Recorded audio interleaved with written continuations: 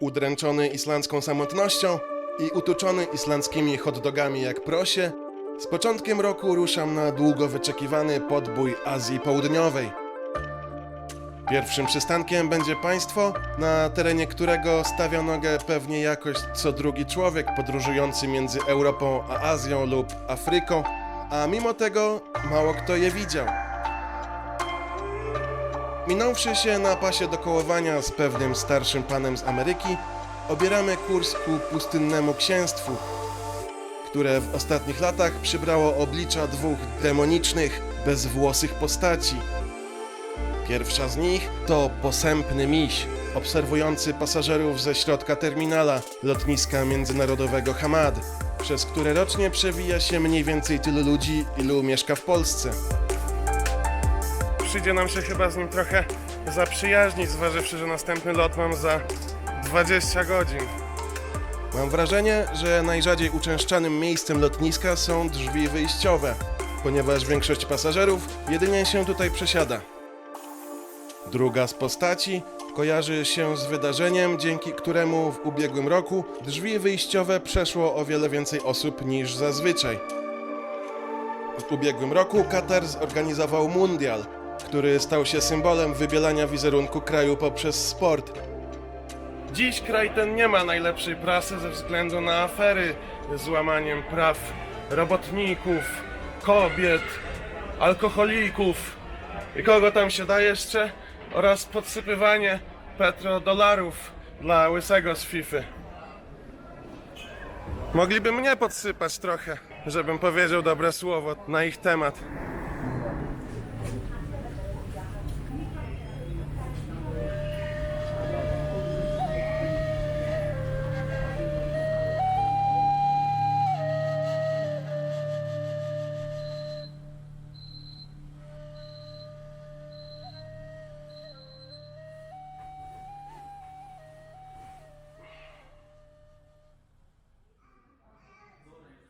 Good morning. Good morning, sir. Thank you very much.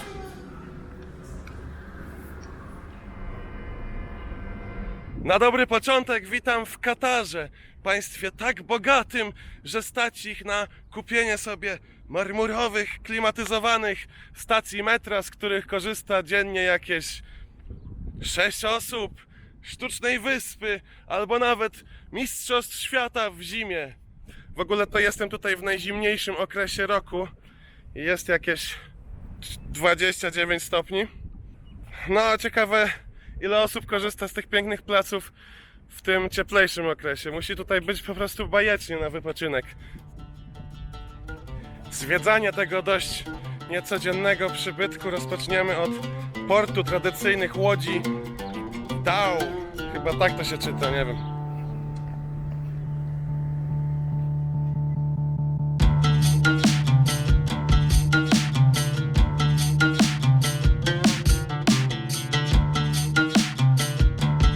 Tutaj też ustawiono charakterystyczny pomnik perły, symbol miasta.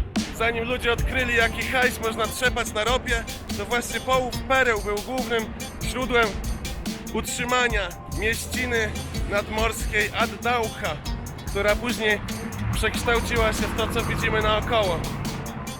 O, a tu na przykład jest ładnie. I nie mam nic do powiedzenia na ten temat. Ten jeden z najbogatszych krajów świata na organizację mistrzostw wydał podobno 200 miliardów dolarów, za które wybudowano m.in. 8 monumentalnych, klimatyzowanych stadionów oraz imponującą, pozłacaną sieć metra.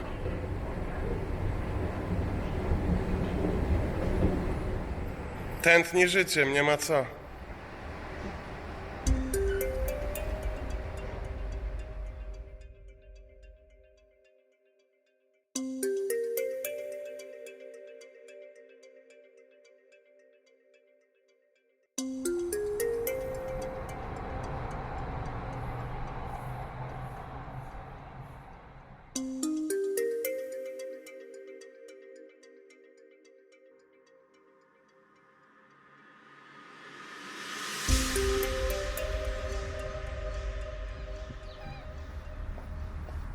Stadion 974 Nazwany tak, ponieważ został zbudowany z 974 kontenerów i za już jakieś niecałe 2 miesiące, czyli jak ten film się pokazuje, to już go nie ma, ponieważ zostanie właśnie wtedy rozebrany i wywieziony.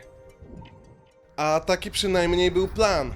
Coś jednak poszło nie tak i dziś jak stadion stał, tak stoi nadal.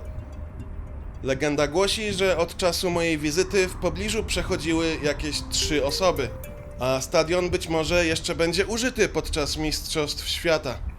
W 2030 roku. Ale nieważne.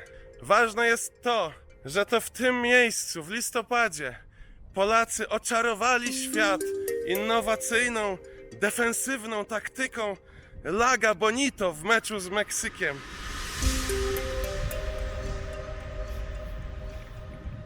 No proszę, jaki miły akcent. A na koniec dnia wypadałoby się jeszcze wybrać na suki. A konkretnie Souk Waqif. Souk po arabsku oznacza targ, a tych w Doha akurat nie brakuje.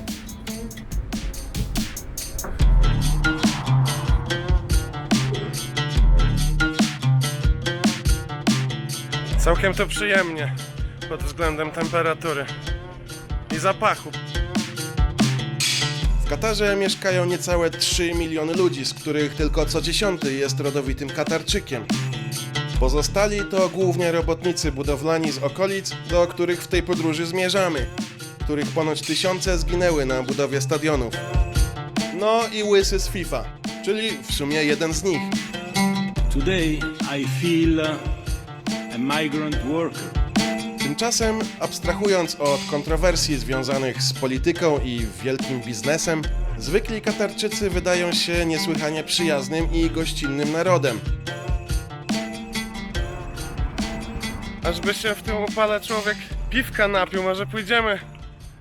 A nie pójdziemy. W Katarze obowiązuje surowe prawo szariatu, więc piwa od tak tutaj nie kupimy.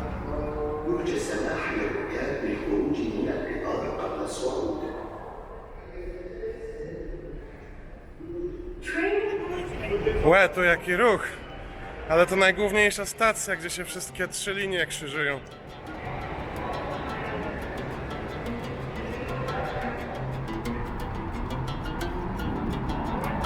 Chciałem coś zjeść, ale na tej dzielnicy to jakoś tego nie widzę. W dzielnicy biznesowej Dochy trudno się najeść, nie będąc szejkiem. Mimo że ceny wreszcie Kataru są na ogół zaskakująco niskie.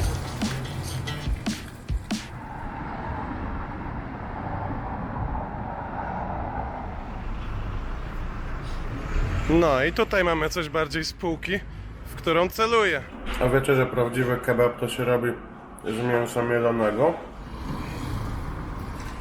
I tym szczęśliwym akcentem przychodzi nam pożegnać się z Doha, a już w przyszłym tygodniu zaczynamy prawdziwą serię z podróży, a nie z przesiadki.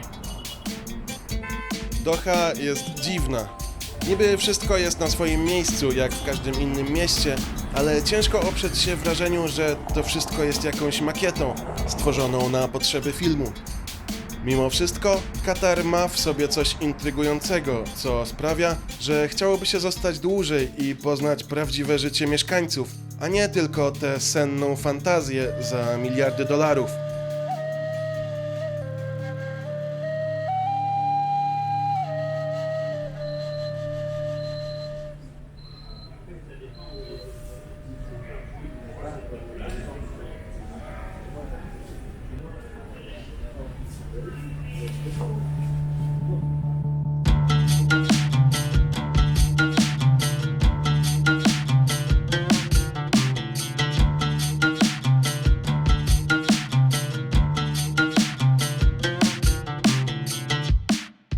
Legenda głosi, że jak ktoś ogląda filmy, ale później nie subskrybuje, nie lajkuje, nie pisze komentarzy, to w nocy przychodzi do niego ten miś